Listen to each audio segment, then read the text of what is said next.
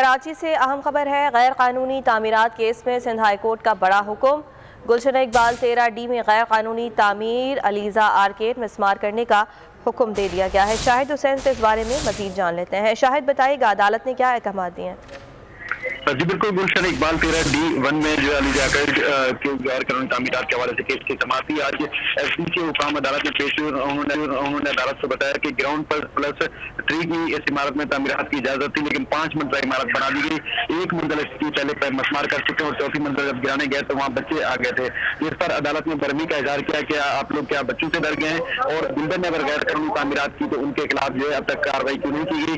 SPC के वकील ने बताया कि 2016 में इनके खिलाफ मुकदमा दर्ज किया गया। दर्ज करने के बाद उनके खिलाफ क्या कार्रवाई हुई उस हवाले से अदालत को नहीं बता सके। अब अदालत ने कहा, हम वाजे कर चुके हैं कि अब सिर्फ बिल्डर के खिलाफ कार्रवाई नहीं होगी, बल्कि जो अफसरान जिनकी पोस्टिंग के दौरान गैर कानूनी तामीरात हुई अब उनके खिलाफ भी कार्रवाई की जाएगी। अब अदालत ने जो अलीजा आर्केड का 4था गैर कानूनी जो फ्लोर है उसको मसमार करके 1 महीने में रिपोर्ट पेश करने का हुक्म दिया है। उसके अलावा बिल्डर और उस वक्त जो अफसरान मौजूद थे उनके खिलाफ कार्रवाई करके 1 महीने में उस हवाले से भी तफसीलात तलब की है।